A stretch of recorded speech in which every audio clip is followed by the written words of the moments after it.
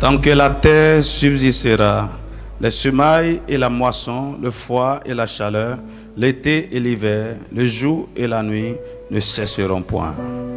Galates chapitre 6, versets 6 à 10. Allez, Galates. Que celui à qui l'on enseigne la parole fasse part de tous ses biens à celui qui l'enseigne. Verset 7. Ne vous y trompez pas, on ne se moque pas de Dieu. Ce qu'un homme aura semé, il le moissonnera aussi. Celui qui sème pour la chair moissonnera de la chair la corruption, mais celui qui sème pour l'esprit moissonnera de l'esprit la vie éternelle. Ne nous lassons pas de faire le bien, car nous moissonnerons au temps convenable si nous ne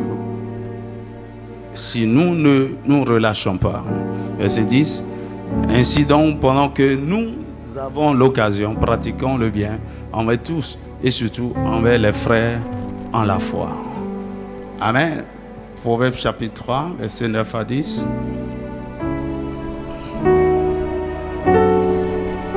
Honore l'Éternel avec tes biens et avec les prémices de tout ton revenu.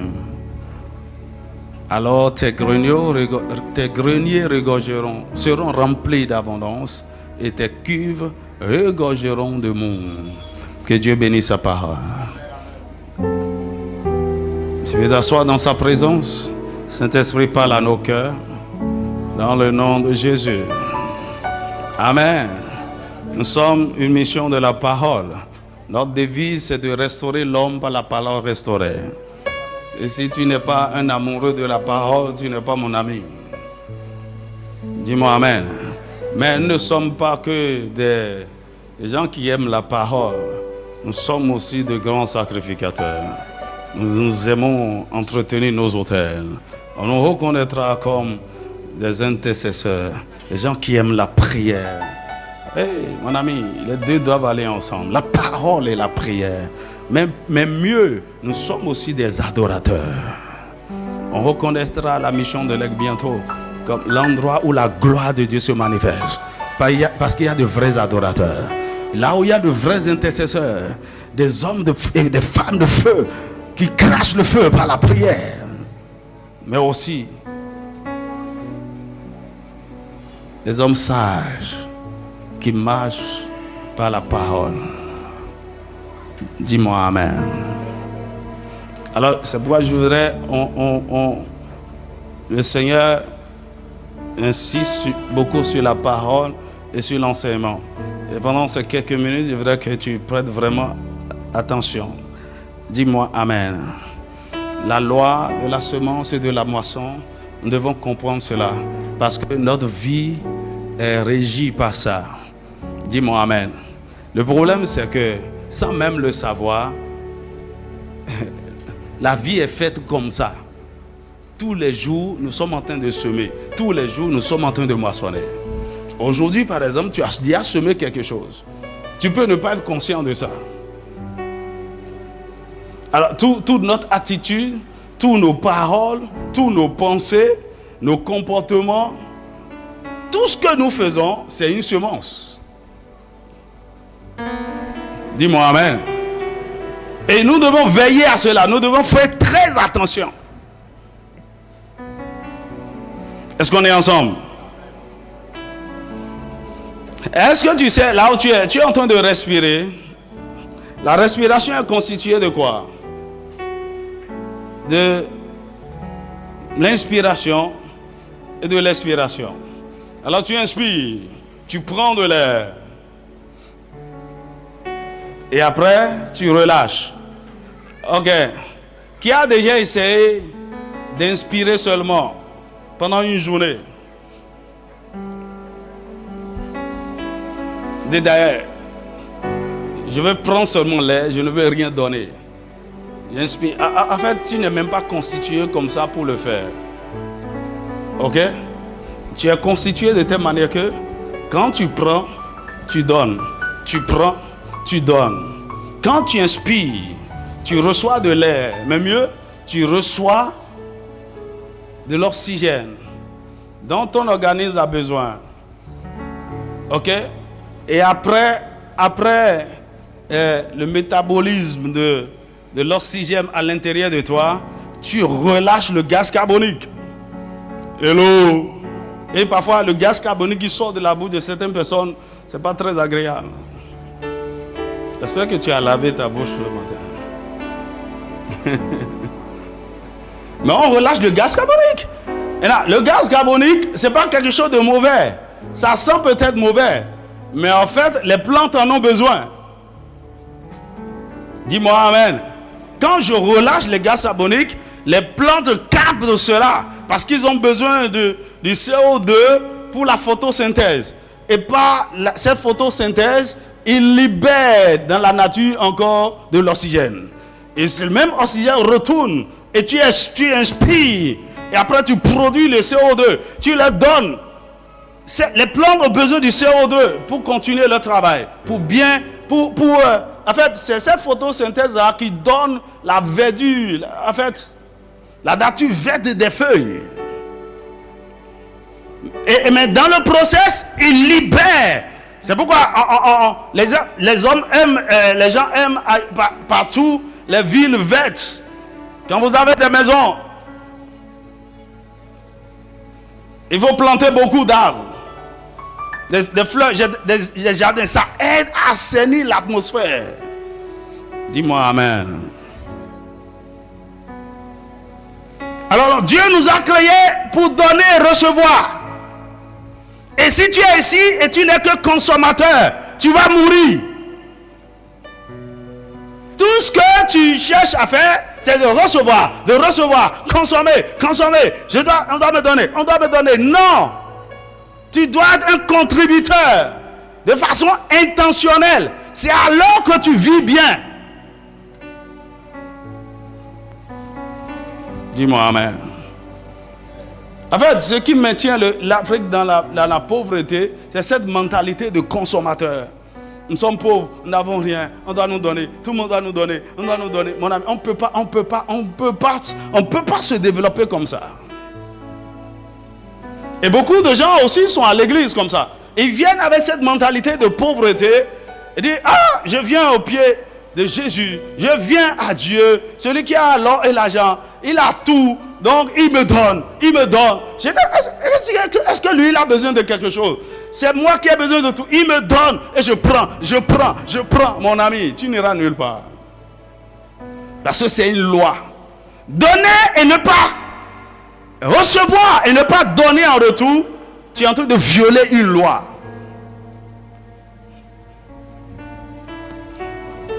Que le Seigneur te donne l'entendement. Oh, dis-moi un vrai amen. Je t'ai expliqué ce que c'est que la semence la semaine dernière. Et ce qui fait la puissance de la semence, ce qu'elle peut produire.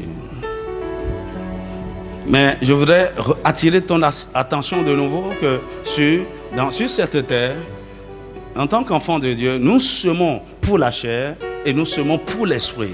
Vous devez tout équilibrer. Celui qui sème uniquement pour la chair, il va moissonner selon la chair, mais au même moment, il va décliner spirituellement. Et la volonté de Dieu est que cela ne soit pas ainsi pour nous. Nous devons donc semer selon l'esprit et semer selon la chair. Semer spirituellement, semer pour les choses spirituelles, semer des semences spirituelles et semer aussi des semences physiques. Alors, rapidement, quelques vérités fondamentales si vous voulez opérer dans la loi de la semence et de la moisson. Je vais vous montrer quelques vérités si vous voulez opérer dans la loi de la moisson.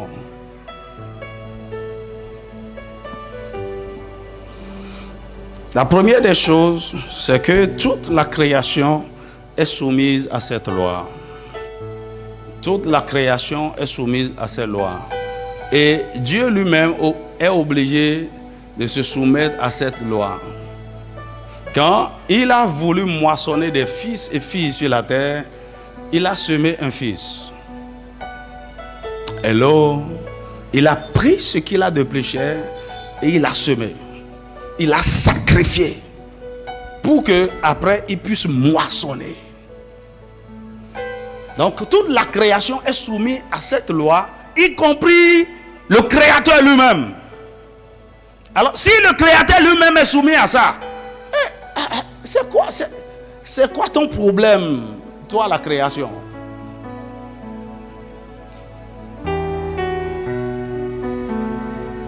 Lorsque Dieu veut faire quelque chose, il commence toujours. Par exemple, il veut délivrer une nation.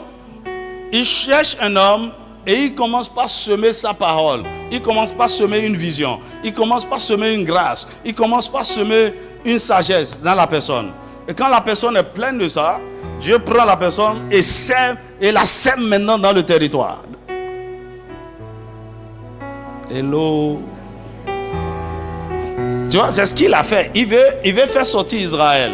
Et il a pris Moïse comme la semence. Il a préparé la semence dans le désert. Quand la semence a atteint la maturité, il a pris et il a semé.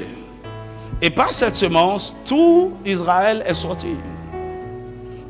Que le Saint-Esprit te donne l'entendement. La deuxième vérité que tu dois retenir, lorsque nous parlons de la loi, de la semence de la nation, c'est que Dieu est un roi souverain. Ésaïe 45, verset 9 à 13. Dieu est un roi souverain. A dit quoi?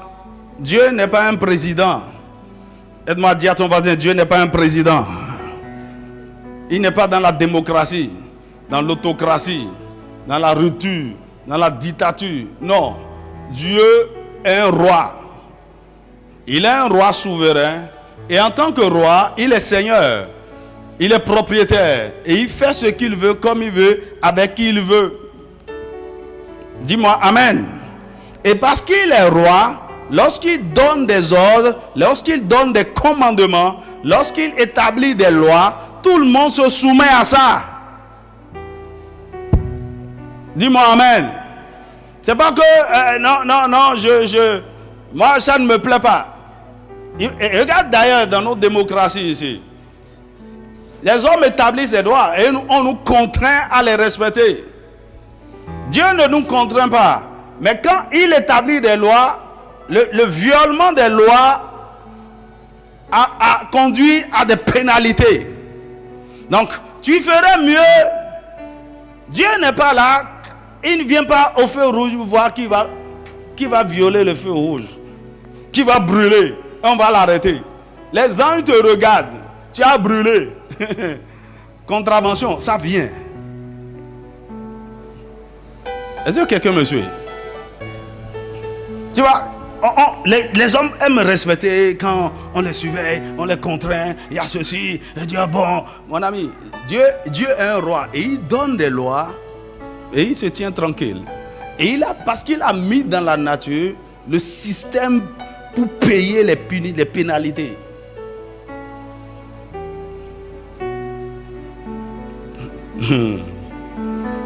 Dis-moi Amen.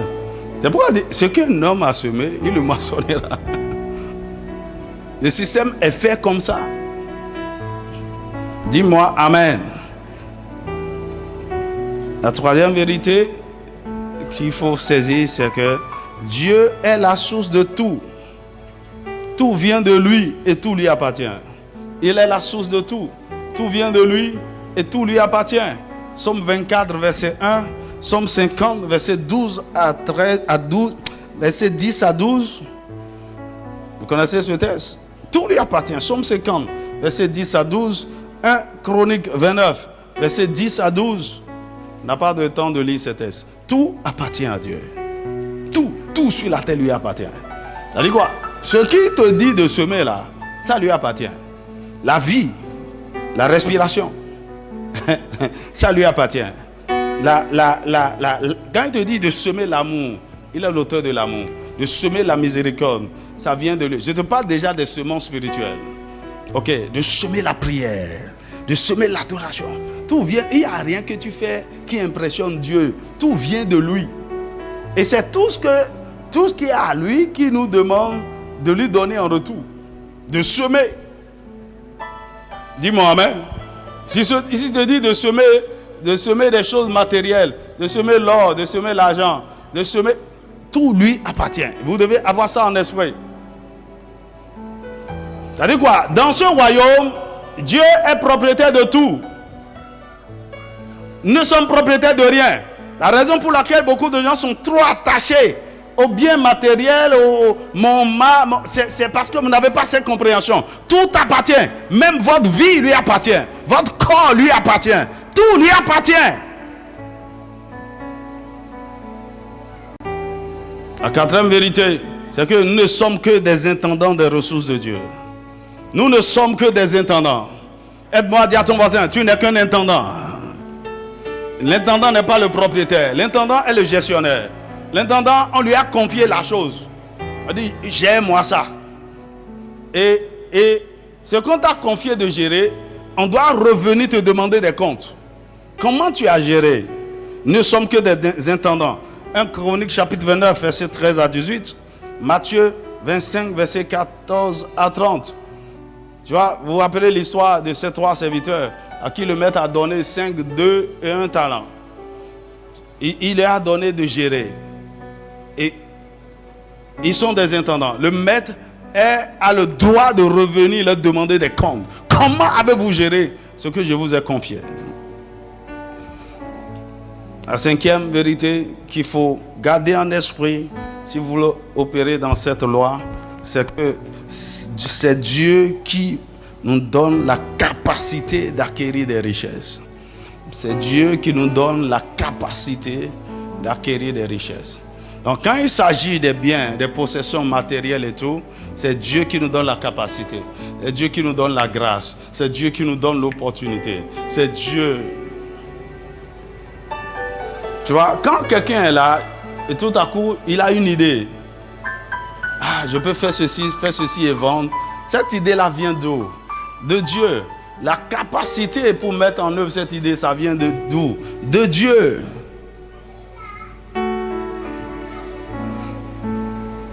La preuve, pourquoi tout le monde n'a pas ces idées? Donc tout ce que Dieu te donne et qui te fait croire que tu es exceptionnel, tu es différent par rapport aux autres, il faut savoir que ça c'est la grâce de Dieu. Deutéronome chapitre 8, verset 17 à 18.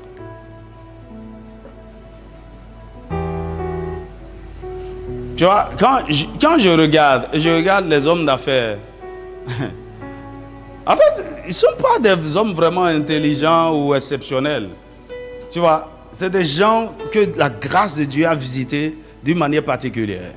Et ils voient les choses autrement. Dis-moi amen. C'est pourquoi tu vois quelqu'un, il n'a pas étudié, il n'a jamais mis pied à l'école. Mais il bâtit un grand empire et c'est lui qui commande même des professeurs. Ça, c'est la grâce. Tu vois, j'écoutais l'histoire d'un pasteur, un homme d'affaires. Il est congolais, très riche. Il est pasteur aussi. Et il a dit comment il a commencé les affaires en vendant des cassettes VHS. Il a juste l'idée de prendre les cassettes et de graver des films sur ça et de vendre. Et puis le truc a pris. Et il disait, ça c'est la bénédiction de Dieu. C'est la grâce de Dieu. Dis-moi amen. Il dit après, la chose lui est venue, il allait au marché, il prend des friperies. Vous avez des bons friperies. Hein? Et puis il a un ami qui est couturier. Et puis il répare s'il faut réparer. Mais il repasse bien. Il met ça dans des sachets comme tout neuf. Et puis il vendait et il gagnait beaucoup d'argent. Mais au même moment, il y a des gens qui essaient plein de choses, mais ça ne donne rien, ça ne produit rien. Tu vois comment ça, c'est la grâce de Dieu. Dis-moi amen. Et donc, ce que tu gagnes en faisant ça, lorsque Dieu place une demande sur ça, et je ne vais même pas dire lorsqu'il va placer une demande sur ça, il a déjà mis tout ce qu'il faut sur ce que nous gagnons. Comment nous devons retourner, réinvestir. Comment nous devons semer. Puisque tout vient de lui. Dis-moi Amen. Là, je ne sais pas que c'est quel point, 7. La sixième vérité, lorsque vous voulez opérer dans cette voie, c'est que c'est Dieu qui donne la semence au semeur et qui la multiplie. 2 Corinthiens chapitre 9, verset 10. On va lire ça. 2 Corinthiens chapitre 9, verset 10. C'est Dieu qui donne la semence au semeur. Dis-moi Amen. Écoutez, toutes les fois que tu es là et tu reçois une instruction, donne-moi ceci, sème ceci. Il ne faut pas te dire, est-ce que j'ai ça? Mon ami, tu as ça. Avant que Dieu ne te demande de semer, il t'a déjà donné la semence. Ou bien la semence est en train d'arriver. Tout ce que tu as à dire, c'est oui Seigneur, je vais obéir. Il dit, celui qui fournit de la semence au semeur et du pain pour sa nourriture. Tu vois comment Dieu est sage? Il te donne la semence. Mais lorsque tu sèmes, en attendant que la semence produise de la moisson, il te donne d'abord la nourriture. Mais tu n'as pas compris. Tous nos tests. Celui qui fournit la semence au semeur et qui lui donne la nourriture et du pain pour sa nourriture. Pendant que tu sèmes, il sait qu'il faut un temps pour que tu moissonnes. En attendant, il te donne du pain. Par exemple, voici quelque chose qui traumatise beaucoup de gens ici, encore jusqu'à aujourd'hui. Quand il s'agit de donner des prémices, ils ont peur. Il faut demander à ceux qui font ça, est-ce qu'ils sont morts? Comment ils font? Tu vois, c'est la sagesse de l'homme. Comment je vais faire? Premier salaire, premier revenu, comment il va gérer le mois? C'est ta sagesse là. Vous n'avez... Écoutez, il y a certaines dimensions de Dieu que vous n'allez jamais découvrir si vous ne prenez pas certains risques en lui faisant pleinement confiance. Non, il te donne la semence et il te réclame cela. Lorsque tu lui donnes la semence, il assure la nourriture. Il dit, lui-même, il vous fournira et vous multipliera la semence. Donc, ce que tu as semé, c'est lui qui multiplie cela. Et il augmentera les fruits de votre justice. Parce que tu as semé, Dieu t'accordera la grâce d'être plus juste, d'être plus droit, d'obéir plus à ses instructions. Ça veut dire quoi? Lorsque vous obéissez à Dieu dans certains sacrifices, il va, dans certaines semences, il vous donnera la capacité de faire plus et mieux. C'est-à-dire, il va augmenter le fruit de votre justice. Et plus vous pratiquez la justice, plus vous moissonnez. Que le Seigneur te donne l'entendement. La dernière vérité qu'il faut savoir, c'est qu'il y a toujours une semence dans tout bien que vous recevez. Il y a toujours une semence dans tout bien que vous recevez. Tout ce qui entre dans vos mains, il y a une semence. Tout ce que vous recevez, vous ne devez pas tout consommer. Il y a une partie qui doit être semée. Tout ce que vous recevez, il y a une partie qui appartient à Dieu. Il y a une partie qui doit aller vers les autres. Il y a une partie que vous devez semer. Il y a une partie qui doit être épargnée. Il y a une partie qui doit être investie. On ne mange pas tout. C'est pourquoi lorsque vous prenez les arbres fruitiers, il y a toujours la semence dedans. Il y a ceux qui ont déjà mangé les noyaux d'avocat, les noyaux de mangue. C'est-à-dire, la mangue est tellement douce que tu ne peux pas t'empêcher de croquer aussi le noyau. Comment tu as trouvé ça? C'était doux. Je te dis, toute bonne chose que tu es en train de manger, il y a une partie qu'on doit retourner à la terre. On doit semer dans tout ce que vous recevez. Dis-moi Amen. C'est pourquoi, par exemple, c'est un principe. Lorsque vous allez au resto, même quand vous payez et on vous sert à manger, vous mangez, donnez un petit pourboire. Ah. Il dit, j'ai déjà payé.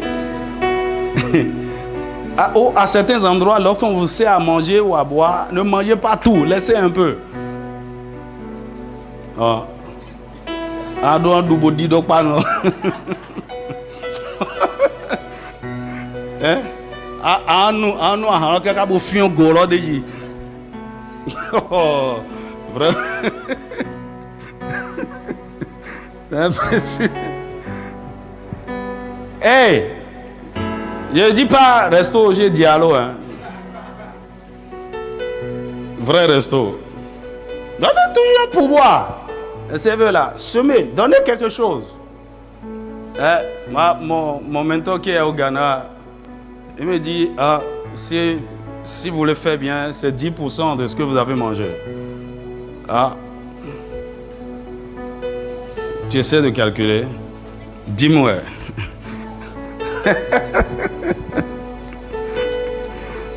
Madame, quand vous avez cette attitude, cette libéralité, vous aurez toujours de quoi semer. Vous aurez toujours de quoi moissonner. Dis-moi amen. Ne soyez pas avare, c'est vous. J'étais allé manger au resto une fois, le monsieur a donné, il a laissé un pourboire. La femme a repris le pourboire. Juste un billet de 500.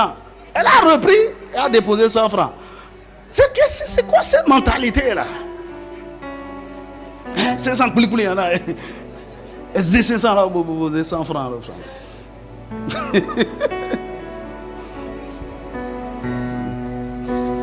Écoutez, si vous voulez grandir, conduisez-vous comme des grands. Oh, dis-moi un vrai amen. Tu as même peur d'aller manger au resto. Que le Seigneur te change de niveau. Dis-moi un vrai amen. Alors, je vous ai dit que lorsqu'on parle de semences, il y a tellement de choses que le Seigneur nous demande de semer.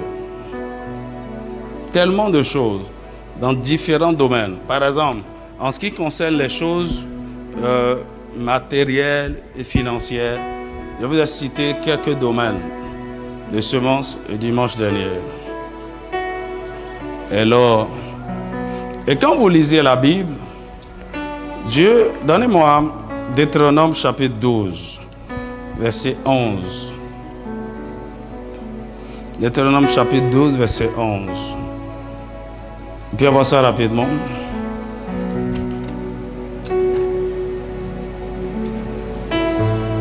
Alors, lorsque Dieu établissait la nation d'Israël, il a donné au peuple plusieurs types de semences, plusieurs sacrifices qu'ils doivent faire, qu'ils doivent pratiquer. Et quand tu es un Israélite juste, il y a tout ça là. Par exemple, lorsqu'il veut faire des sacrifices d'animaux, il y a plusieurs sacrifices.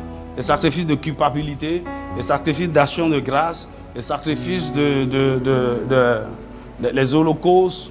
Voilà, il dit, alors il y aura un lieu que l'Éternel votre Dieu choisira pour y faire résider son nom. C'est là que vous présenterez. Donc il parle de la maison de Dieu, son autel, son temple. Il dit, c'est là que vous présenterez tout ce que je vous ordonne. Tout ce que je vous ordonne. Donc, quoi? Il a cité vos holocaustes. Donc, il y a plusieurs types d'holocaustes. Vos sacrifices. Plusieurs types de sacrifices. En fonction de ce que vous voulez faire. Vos dîmes. En Israël, il y avait aussi plusieurs types de dîmes. Il y a des dîmes qu'on donnait par année. Il y a des dîmes qu'on donne après chaque moisson. Il y a des dîmes que Israël donnait chaque 3 ans. Ok, on ne va pas entrer dans ces détails. Il dit vos holocaustes, vos sacrifices, vos dîmes, vos prémices. Il y a différents types de prémices. Et les offrandes choisies que vous ferez à l'Éternel pour accomplir vos vœux. Différents types d'offrandes. Par exemple, je vous ai parlé de l'offrande d'action de grâce. Ça, c'est ce qu'on amène au Seigneur toutes les fois que nous venons dans sa maison.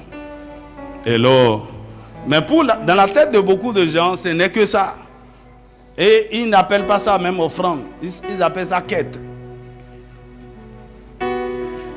C'est pas quête. C'est pas Colette. C'est pas Agbamekoué.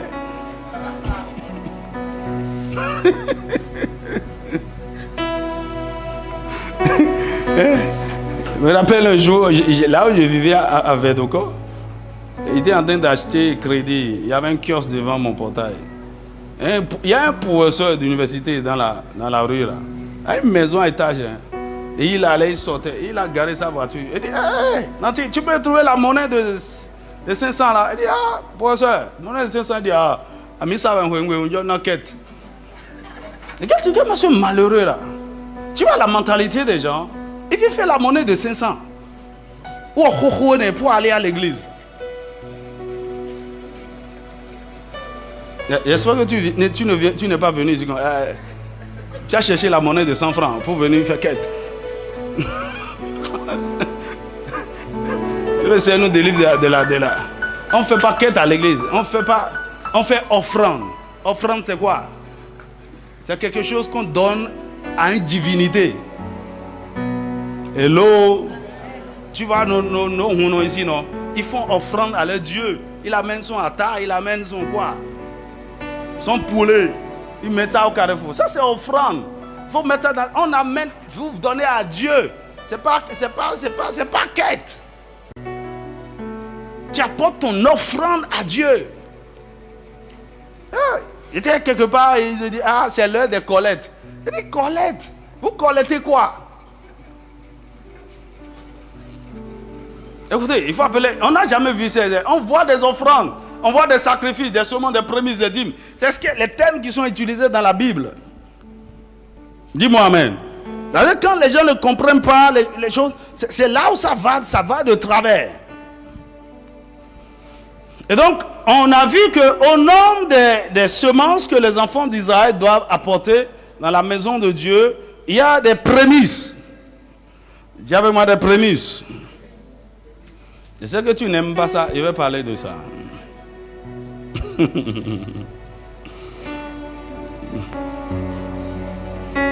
Alors, il a parlé d'abord des sacrifices, des holocaustes. Il y a des choses, écoutez, la vie chrétienne est une vie de sacrifice.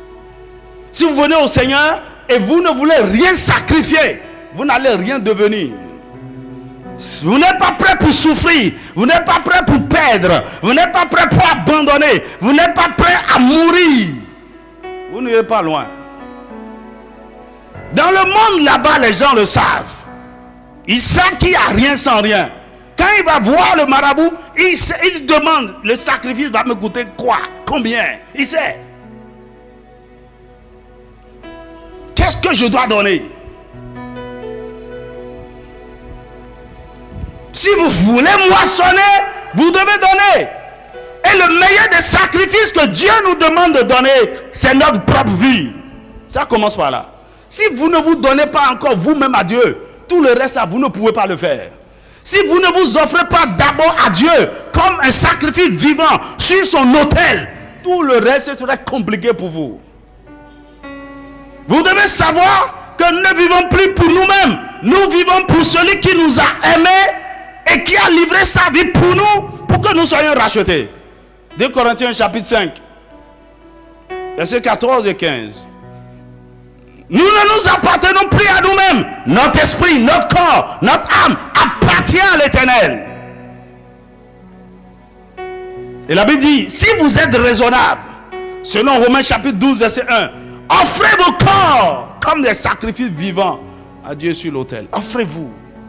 Dans cette disposition, lorsque vous êtes déjà tout, c'est-à-dire totalement donné à Dieu, qu'est-ce que vous ne pouvez plus donner?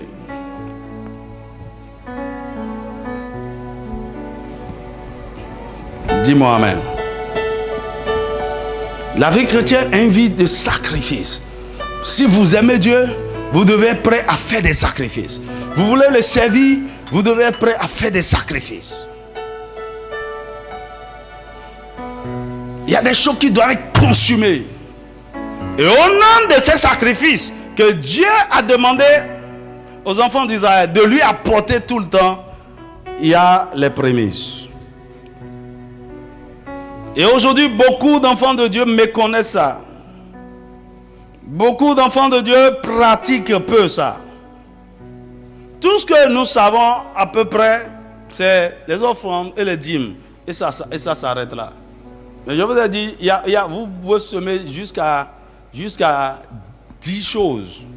Par exemple, en plus de ce que je vous ai dit la dernière fois, après les aumônes, il y a des semences particulières que si vous faites ça aux veuves et aux orphelins, ça a sa moisson particulière. Dis-moi amen. Le monde, c'est pour tout, c'est pour les pauvres, tout le monde. Mais il y a des choses à vous donner aux orphelins, aux veuves. Aïe, aïe, aïe, aïe. Maintenant, quand vous quittez là, et vous commencez par penser royaume, développement communautaire, vous voulez rentrer dans autre chose. Par exemple, la mission de l'aide devient si puissante que nous commençons par faire des routes, par faire l'éclairage public, par construire des écoles, par construire des hôpitaux pour la communauté, par aider. Par exemple, ça c'est un principe. Lorsque vous voulez rentrer dans un territoire et vous voulez que le territoire s'ouvre pour vous, amener des semences et aller planter à certains endroits stratégiques. Par exemple, vous voulez évangéliser dans un territoire, vous voulez que la terre s'ouvre pour vous, vous devez aller faire des dons à certains endroits stratégiques. Dis-moi amen. Lorsque vous rentrez dans cette dimension de développement, de transformation communautaire,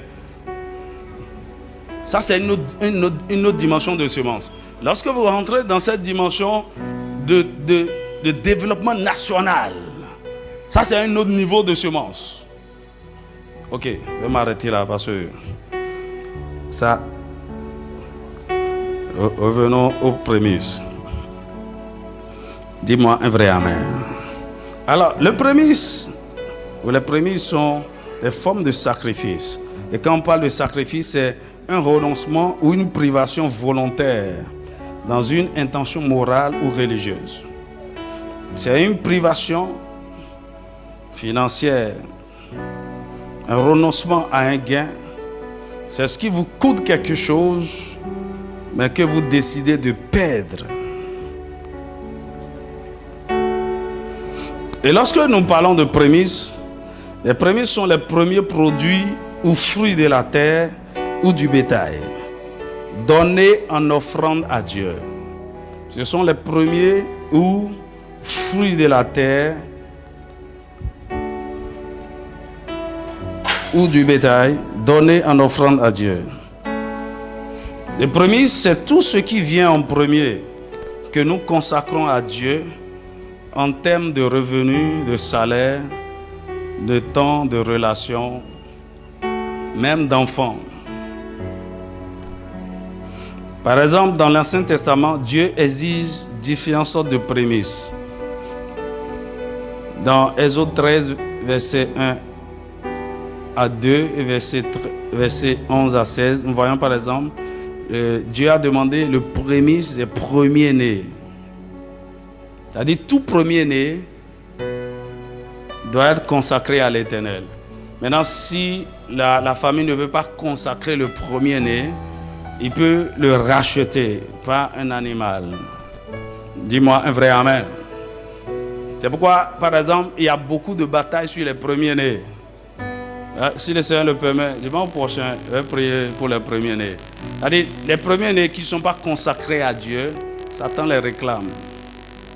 En fait, c'est des semences, c'est des portes. Dis-moi amen. C'est pourquoi il y a dans certains sacrifices, dans le monde des ténèbres, les gens recherchent le premier-né. Allô? Lorsque Dieu voulait délivrer Israël, il a frappé les premiers-nés. Et d'ailleurs, c'est à cause de ça qu'il a exigé que les premiers-nés doivent lui être consacrés en signe de compensation. Il a dit, c'est au prix des premiers-nés des Égyptiens que vous êtes sortis. Lorsque vous allez rentrer dans la terre promise, tout premier-né me sera consacré. Dis-moi amen. Par exemple, Exode 13, verset 1 à 2, Dieu a demandé le premier-né du bétail. Exode 23, 19, Lévitique 29, 9 à 10, Dieu a demandé le premier fruit de la récolte comme prémisse. Par exemple, quand vous plantez un arbre fruitier, les premiers fruits que ça donne, ce n'est pas pour vous. Vous l'offrez à Dieu. La deuxième année, vous pouvez commencer par moissonner. Il parle des premiers produits des céréales, du vin et de l'huile. Deutéronome 18, 3 à 5, de Chroniques 31 à 5. Le premier fruit des arbres, Lévitique 19, 23 à 25. Le premier fruit de toutes choses, 26, Deutéronome 26, de Proverbe 3, 9. Bref, Dieu exige les prémices de tout. Alors, pourquoi Dieu exigeait les prémices? Dieu exige les prémices pour Israël, c'est un principe de compensation, de souvenir de compensation. Parce que c'est au prix des premiers-nés que Israël a été sauvé. Et la Bible nous dit que Jésus a été le premier-né de toute la nouvelle création. Et parce que ce premier-né est semé, Dieu a pu moissonner beaucoup de fils et filles comme toi et moi. Pourquoi Dieu exigeait les prémices? Parce que Dieu voulait que ses enfants le considèrent comme le premier. Il doit être le premier à recevoir notre amour, notre adoration et notre attention. C'est pourquoi il dit, tu aimeras le Seigneur ton Dieu de tout ton cœur, de toute ton âme, de toute ta force, de toutes tes pensées. Qu'est-ce qu'il reste alors? Il prend tout. Il dit, cherchez premièrement le royaume de Dieu et sa justice. Il vient être le premier. Dans tout ce que vous faites, il vient être le premier. Dieu doit être le premier. La priorité des priorités. Votre premier réflexe. Lorsque tu te lèves le matin, Dieu. Lorsque tu veux commencer quoi que ce soit, Dieu. Il est le commencement de toutes choses. Genèse chapitre 1, verset 1. Au commencement, Dieu. Il est le premier. Dieu doit être notre priorité en toutes choses. Ainsi, tout ce que nous avons doit lui revenir en premier. Quand j'ai de l'argent, Dieu doit prendre d'abord. Par exemple, quand vous avez de l'argent, avant de dépenser, mettez la dîme de côté. Sinon, ce n'est plus la dîme. Vous devez lui donner ce qui lui appartient.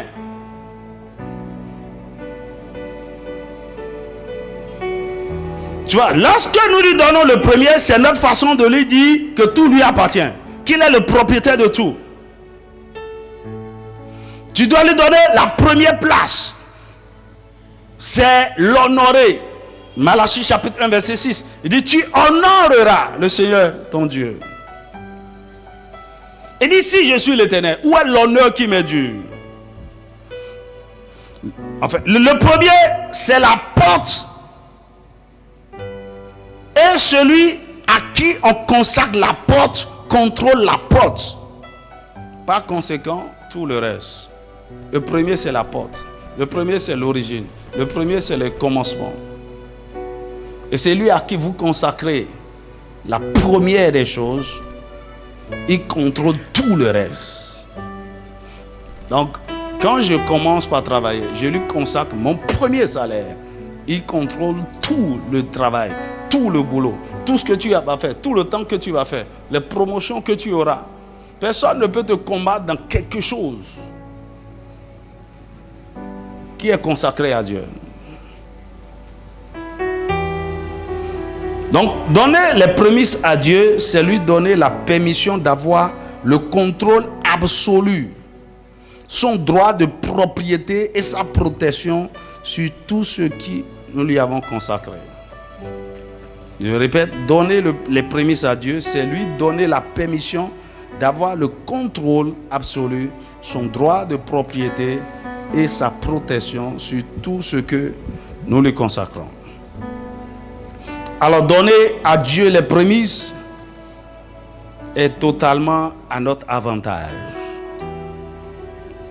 Dis-moi amen. Et en quelques minutes, quels sont les bienfaits des prémices? Quels sont les bienfaits des prémices? Quels sont les bienfaits? Premièrement, nous rentrons en alliance avec Dieu. Avec les prémices, nous rentrons en alliance avec Dieu. Écoutez, si vous voulez réussir sur cette terre, vous devez marcher selon les principes, vous devez avoir un but et vous devez avoir des alliances avec Dieu. C'est fini. Si vous avez ces trois choses, vous avez garanti votre destinée.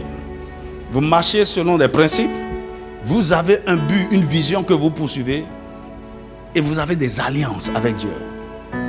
Les alliances, c'est l'avantage du surnaturel. Les alliances, c'est l'avantage du spirituel que vous apportez dans tout ce que vous faites. Parce qu'il ne s'agit pas d'alliance avec les hommes, il s'agit d'alliance avec Dieu. Psaume 50, verset 5. Il dit, rassemblez-moi mes fidèles qui ont fait alliance avec moi par le sacrifice. Donc, dans une alliance, il y a des promesses, il y a des engagements, il y a des responsabilités, il y a des droits, il y a des privilèges, mais aussi il y a des pénalités et des sanctions. Et si vous ne respectez pas les clauses de l'alliance, de votre côté, il y aura des sanctions, il y aura des pénalités. Et la Bible dit que, en réalité, ce sont ceux qui sont en alliance avec lui par le sacrifice qui sont réellement les fidèles. Les fidèles. Ça veut dire quoi? Ceux qui respectent constamment les clauses de leur alliance, qui renouvellent les alliances, qui apportent constamment des sacrifices à Dieu, qui l'honorent par des sacrifices, ce sont ceux-là que Dieu reconnaît comme ses fidèles. Pas les fidèles d'église, ses fidèles. Des gens sur qui il peut compter. Dis-moi amen.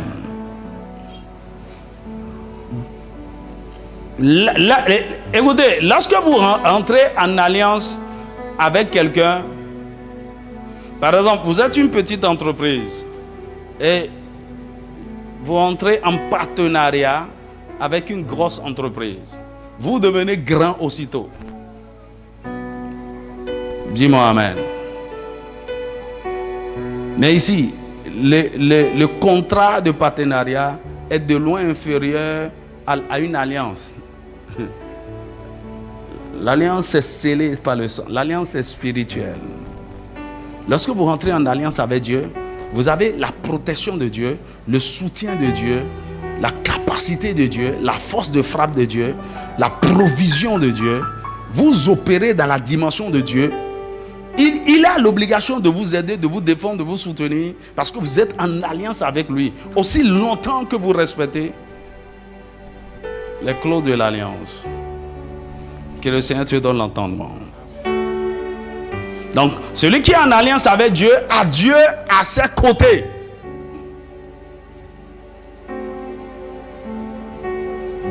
Dans toutes les affaires de sa vie, il a Dieu à ses côtés. Quand il se présente quelque part, c'est avec ses alliés.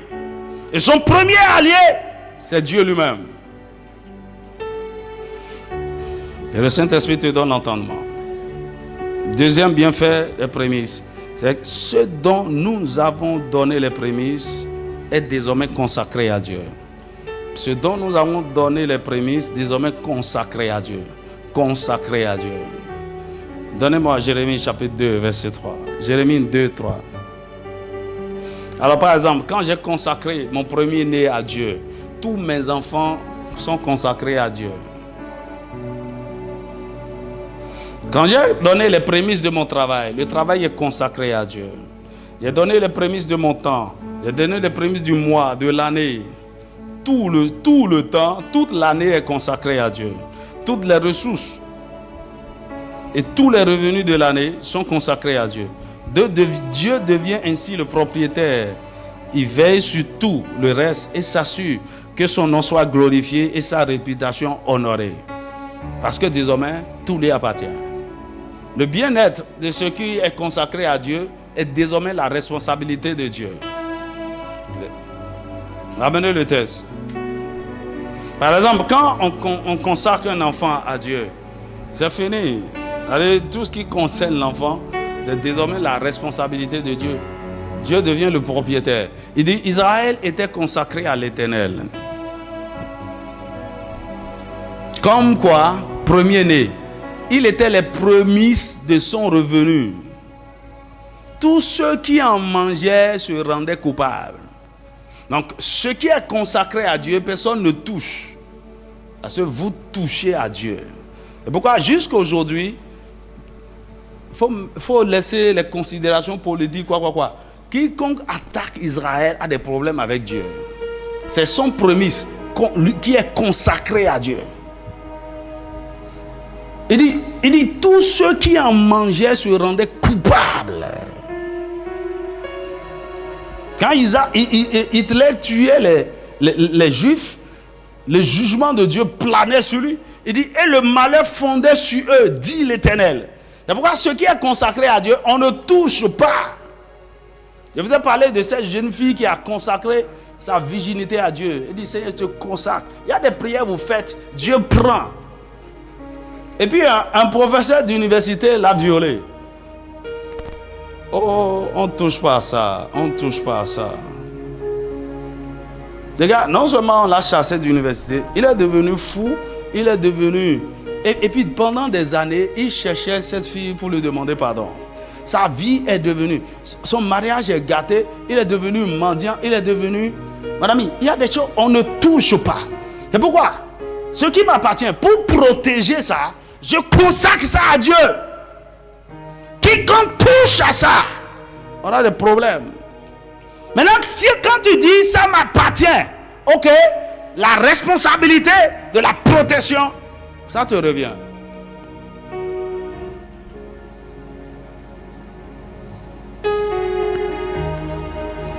Maintenant, tu ne peux pas consacrer les prémices d'un travail que tu commences à Dieu et perdre le travail comme ça. Non. Non. C'est Dieu qui détermine désormais ce qui va se passer.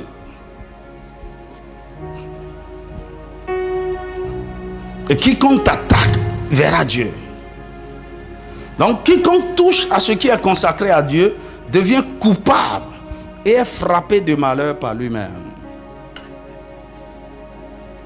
Il est frappé de malheur par Dieu lui-même. Dis-moi amen. Troisième bienfait des prémices. Ce dont nous avons donné le prémisse est désormais protégé et sécurisé contre toute malédiction et attaque. Ce dont nous avons donné les prémices est désormais protégé et sécurisé contre toute malédiction ou attaque.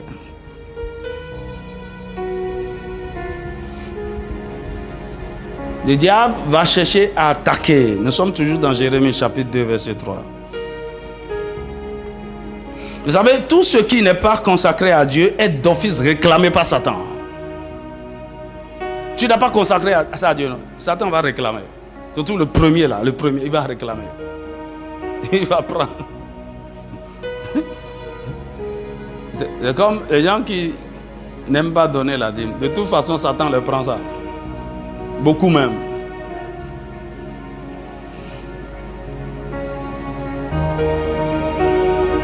Donc, tu donnes la dîme des prémices de l'année. Tous tes revenus de l'année sont protégés et sécurisés.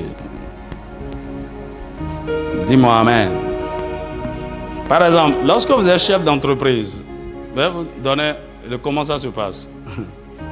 Selon les principes de la Bible, on a peut-être le temps d'en parler. Lorsque vous créez une entreprise, vous êtes qualifié pour commencer par donner les prémices de vos revenus à partir de la 4e année d'exercice. C'est dans la Bible. Hein? Ok, parce que quand vous créez une entreprise, c'est pour faire... Quand vous prenez vos premiers revenus et vous donnez tout à Dieu, vous risquez de fermer l'entreprise. Dieu ne fait pas ça. Il vous laisse multiplier. Vous pouvez donner la dîme de vos revenus. Mais les prémices, il vous laisse multiplier.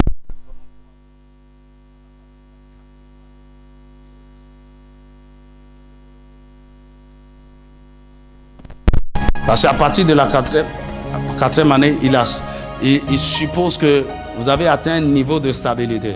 Et même si vous donnez le prémisse, le revenu de vos affaires, ça n'affectera rien. Que le Seigneur te donne l'entendement. Quatrièmement, Dieu vous honore en retour. Lorsque vous lui donnez les prémices. Parce que c'est une façon de l'honorer. Il dit, honore l'Éternel avec tous tes biens et les prémices de tous tes revenus. Proverbe chapitre 3, verset 9. Et 1 Samuel chapitre 2, verset 30. Il dit, celui qui m'honore, je l'honore. Cet honneur peut venir et se manifester de plusieurs façons. C'est-à-dire, quand Dieu décide de vous honorer, vous imaginez, il dit, je vais t'honorer. Cet honneur peut venir comme un mariage. Cet honneur peut venir comme une position. Cet honneur peut venir comme, c'est-à-dire de différentes manières. Dieu décide de vous honorer, de vous positionner, de vous élever, de vous glorifier, de vous présenter comme son bien-aimé, son chef-d'œuvre devant les hommes. C'est-à-dire quoi? Si vous lui consacrez le premier et il décide de vous honorer, il finira par faire de vous le premier dans votre domaine. Ça, c'est l'honneur.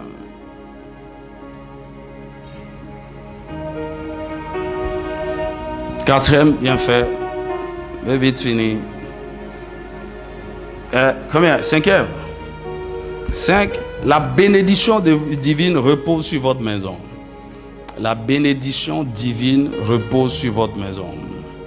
Ézéchiel chapitre 44, verset 30. La bénédiction divine repose sur votre maison.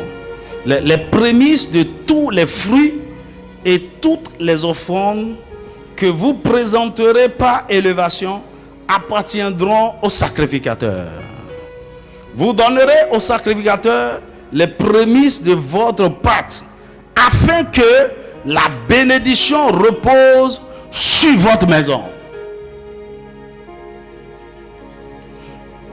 Et là, c'est pourquoi les prémices, on apporte ça aux mains du sacrificateur qui doit vous bénir, qui doit prier pour vous. Il y a une soeur qui m'a dit, j'ai allé faire la prémisse. J'ai dit, est-ce que tu es allé présenter au pasteur et il a prié sur ça? Il dit non, j'ai juste déposé à l'autel. On ne fait pas ça. Le sacrificateur qui est gardien de l'autel doit recevoir de tes mains et te bénir. Alors la bénédiction, parce que c'est lui que Dieu a consacré pour bénir, la bénédiction reposera sur ta maison.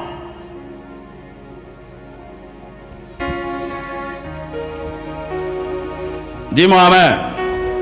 Pas sur toi seul, sur ta maison. La bénédiction de l'Éternel reposera sur ta maison. Sixième bienfait de prémisse, vous jouirez de la croissance, de la multiplication et de l'abondance de ressources. Vous jouirez de la croissance, de la multiplication et de l'abondance des ressources. Autrement dit, vous aurez une grande moisson. Parce qu'il s'agit d'une semence, même si c'est une semence sacrificielle. Proverbe chapitre 3, verset 10. Il dit, tes greniers regorgeront de mou. Il y aura de la multiplication, de la multiplication.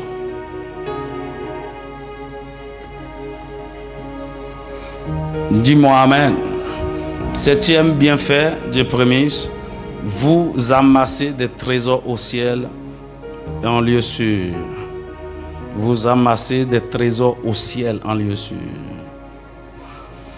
Les prémices sont des investissements placés en lieu sûr, dont vous jouirez tôt ou tard. Matthieu chapitre 6, verset 19 à 20. Matthieu 6. Les prémices sont des investissements placés en lieu sûr. Matthieu chapitre 6, verset 19. Il dit, ne vous amassez pas des trésors sur la terre, où la teigne et la rouille détruisent, et où les voleurs percent et dérobent.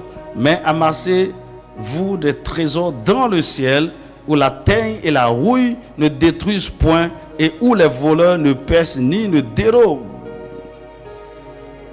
Dis-moi amen. Il dit, car là où est ton trésor, là aussi sera ton cœur.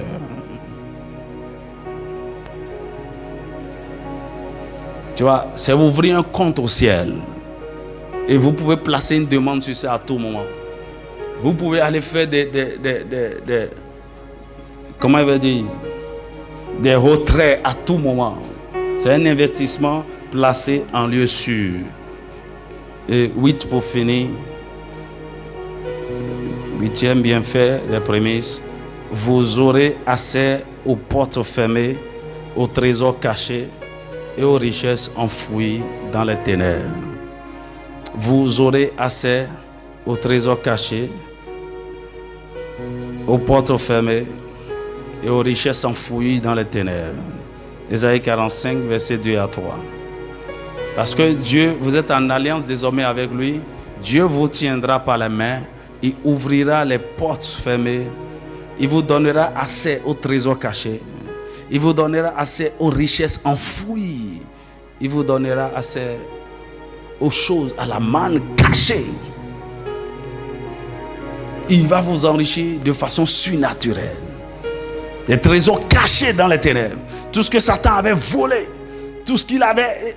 Écoutez, l'une des choses, c'est que beaucoup de gens ont perdu leur richesse, mais ils ne le savent même pas. Satan a caché ça dans les ténèbres, dans les eaux, au deuxième ciel. Le sacrifice peut vous amener à rentrer en possession de ça. Dis-moi amen. Les trésors cachés, Dieu vous donnera accès à ça. Les trésors cachés dans les nations. Ami, un homme qui opère dans cette dimension, que tu le veuilles ou pas, le Seigneur va te conduire dans les affaires. Il va te confier des trésors. Il va te confier des ressources de la terre, les richesses de la terre, les richesses des communautés. Il va te confier ça. Quand vous êtes un homme qui aime les sacrifices, qui aime les prémices, qui pratique ces choses de façon régulière, vous allez commencer par manger les meilleures productions des pays. Dis-moi amen. Ma prière est que le Seigneur te donne la compréhension et la sagesse de pratiquer ce mystère. Parce qu'il ne s'agit pas juste d'entendre, il faut pratiquer cela, il faut vivre cela. Nebrado Shakataraba. Mais nous, en tant que famille de la mission de l'Aigle, nous avons décidé d'honorer Dieu avec nos prémices. C'est-à-dire, Dieu reçoit en premier notre amour et notre adoration. Ici, nous lui donnons en premier notre amour, notre adoration. Nous consacrons à Dieu tous les premiers-nés de nos familles. Dis-moi amen.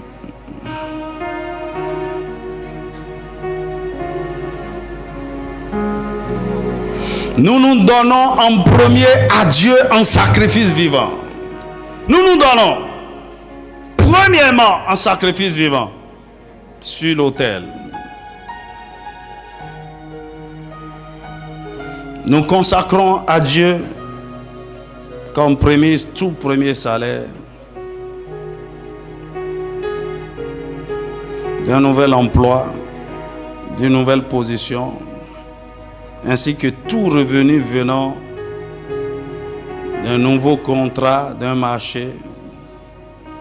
Mais mieux, nous avons décidé, pour prendre possession de chaque année, de consacrer à Dieu tous les revenus, tous les salaires du premier mois de l'année, c'est-à-dire du mois de janvier, pour pouvoir faire asseoir notre domination sur cette nation. Dis-moi amen. Je crois que depuis 2023, on l'a commencé officiellement et le Seigneur est en train de faire des choses extraordinaires. Dis-moi amen. Et essentiellement, ces ressources Là, c'est ça que nous utilisons essentiellement pour la célébration JRB. Mais je sais que c'est ainsi pour l'instant, mais je sais que bientôt, ce ne serait plus nécessaire. Ces ressources seront utilisées pour d'autres choses. Parce que le Seigneur, je crois, il est en train d'ouvrir les portes. Dis-moi Amen. Que le Seigneur te donne la grâce de l'obéissance. Si tu avais peur de ça, je t'encourage à te délivrer de cette peur et à oser. Et tu vas voir. Il y a une dimension de Dieu que vous ne découvrirez jamais si vous ne rentrez pas dans cette eau profonde de sacrifice avec lui. Amen. Incline ta tête et bénis Jésus. Nesitane brano shatane brato satane brata. Macheketeni brado satane bra. Le Seigneur fait de nous de grands semeurs et en même temps de grands moissonneurs. Avant que l'année ne finisse, tes mains seront chargées de moissons. C'est une saison agréable et favorable de grandes moissons. Mais le Seigneur te fait aussi miséricorde. Toute mauvaise semence que tu as semée et qui est en train de porter des fruits, que ces fruits-là soient détruits. Le Seigneur t'accorde la grâce de semer de nouvelles choses maintenant.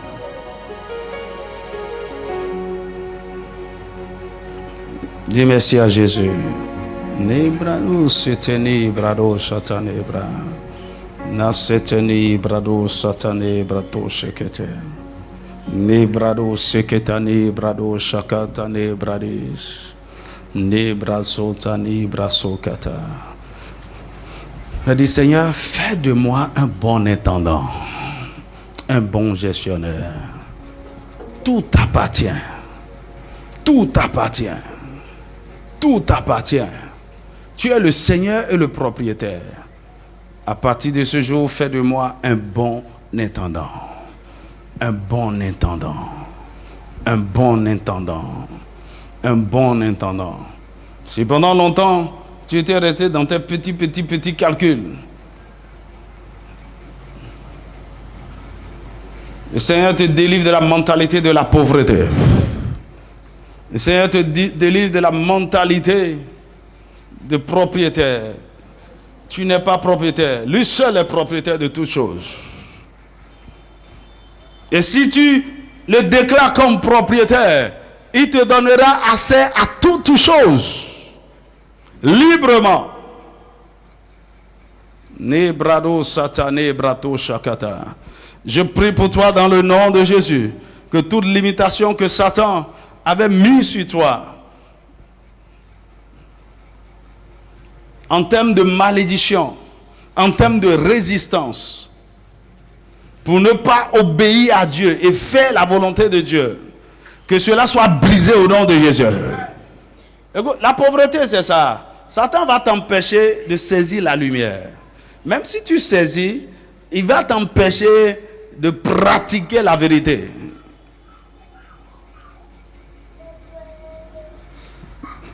Que le Seigneur te délivre de l'ignorance. Que le Seigneur te délivre de l'erreur. Que le Seigneur te délivre de la rébellion. Que le Seigneur te délivre des faux raisonnements. Que le Seigneur te délivre des forteresses mentales, démoniaques et sataniques qui t'ont contrôlé jusque-là dans le nom de Jésus.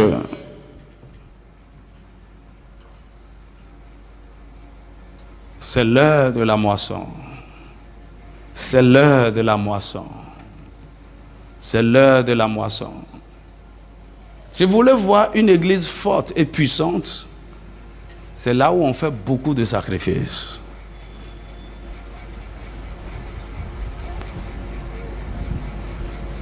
La mission de l'Aigle est une église prospère. Nous sommes une mission prospère et puissante.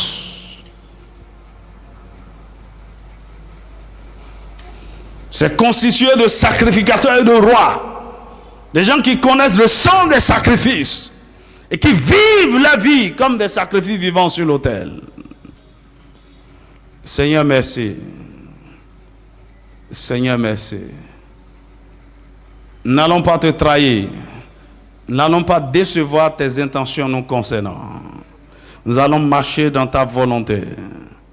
Merci, Seigneur. Merci, Seigneur. Merci, Seigneur. Merci, Seigneur. Dans le nom de Jésus. Marebro Shakataraba Setereba Koshatareba.